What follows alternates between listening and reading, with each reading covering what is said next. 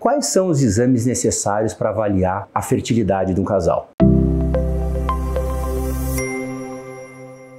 Eu sou o Dr. João Dias, especialista em reprodução assistida, e vou conversar com vocês sobre quais os exames necessários para avaliar a fertilidade e de uma maneira muito rápida, como eles são realizados. A primeira coisa importante para a gente saber é que 40% dos casos de infertilidade são de origem masculina, 40% origem feminina, 15% os dois estão juntos no jogo e 5% aproximadamente a gente não vai descobrir o que está acontecendo, que é o que a gente chama de infertilidade sem causa aparente. Como que eu faço para fazer esse diagnóstico? Então, primeiro, do lado masculino, o grande exame para avaliação da fertilidade é o espermograma. O espermograma é um exame que vai avaliar a qualidade seminal do parceiro. É um exame que costuma ser solicitado com 2 a 5 dias de abstinência. Basicamente, a gente vai avaliar qual é o volume ejaculado, quantos espermatozoides, qual é a motilidade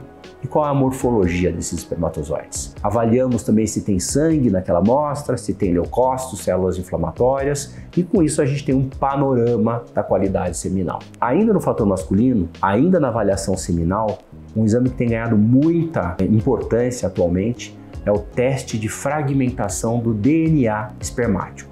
O que é isso? O espermatozoide nada mais é do que uma célula que tem o objetivo de carregar o DNA do homem para dentro do óvulo da mulher. E esse DNA fica lá dentro da cabeça do espermatozoide, todo enroladinho, e a gente sabe que algumas condições que pioram as condições de produção do espermatozoide podem causar, entre aspas, microquebras nesse DNA. E esse DNA mais fragmentado, quando entrar dentro do óvulo, vai produzir um embrião de pior qualidade. Então essa é a lógica de se pesquisar a fragmentação do DNA espermático. Além do espermograma, da avaliação da fragmentação do DNA espermático, alguns outros exames para o lado masculino são importantes. O ultrassom dos testículos e algumas dosagens hormonais, como por exemplo, o TSH, T4 livre, o FSH, o LH, testosterona, o estradiol, enfim, um conjunto de hormônios que podem nos ajudar a entender como é que está o funcionamento testicular desse homem. Mas o mais importante de tudo é que o homem seja, com qualquer situação dessa um pouquinho alterada, limítrofe, ou com seu histórico levantando alguma suspeita, que ele seja adequadamente avaliado por um urologista. E a gente tem a tranquilidade de ter um ótimo andrologista com a gente aqui na clínica para poder avaliar esses homens em conjunto com a avaliação das mulheres. Já nas mulheres, a gente tem que entender que para a gravidez acontecer, as trompas ou as tubas uterinas têm que estar funcionando. E o caminho entre a vagina, o colo do útero, o útero, as tubas e o ovário tem que estar aberto. E o exame que avalia isso é a histerosalpingografia. É o exame de raio-x, que a gente joga um contraste através da vagina e do colo do útero para dentro do útero.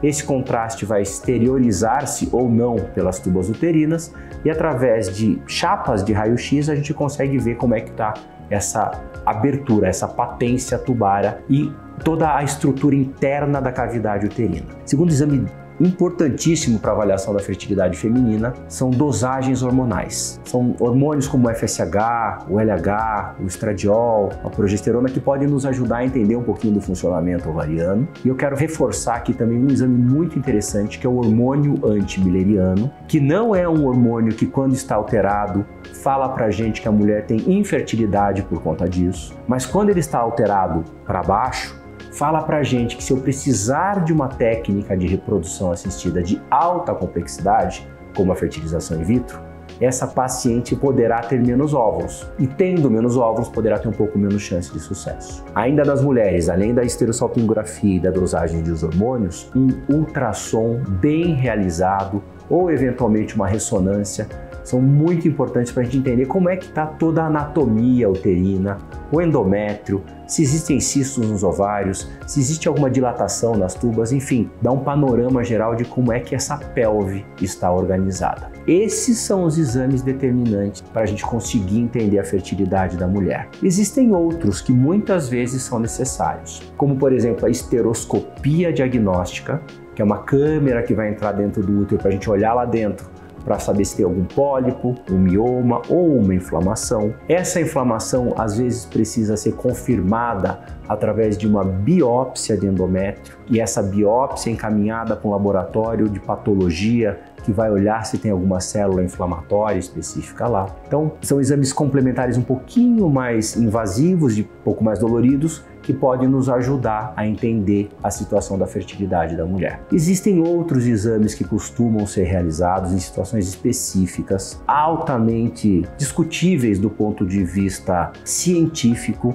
mas que em algumas situações a gente vai levantar, a gente vai usar desses exames para ajudar a entender o que está acontecendo. Pesquisa de trombofilias, alguns fatores imunológicos, são ferramentas que a gente pode utilizar para entender melhor o porquê que a gravidez não está acontecendo. Ainda dentro dos exames, tanto do homem quanto da mulher, eu quero frisar um pouquinho dois exames de sangue aí que às vezes a gente costuma utilizar. O primeiro é o cariótipo.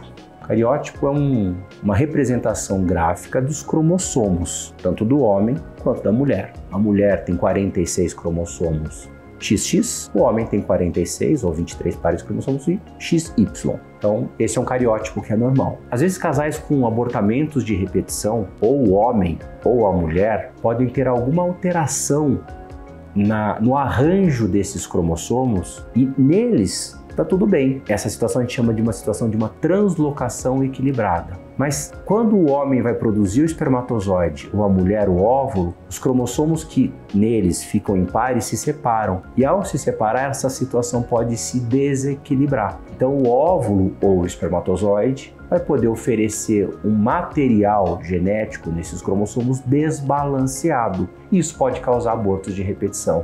Isso pode causar infertilidade. E eu costumo solicitar o exame de cariótipo para todo casal que vem me procurar para eu entender o que está acontecendo com a fertilidade daquele casal. Tem um outro exame que tem progressivamente sido discutido, que é o teste genético de compatibilidade entre casais, CGT. É uma sigla de algum laboratório que funciona e trabalha desse jeito. É um exame que a gente vai pesquisar alguns aspectos genéticos de doenças que a gente chama de autossômicas recessivas ou doenças ligadas ao cromossomo X e que poderiam causar riscos de malformação ou de doenças genéticas nos filhos. Isso é um pouquinho mais complicado, mas eu vou tentar simplificar para vocês. Lembra das aulas de biologia que a gente tinha aquela...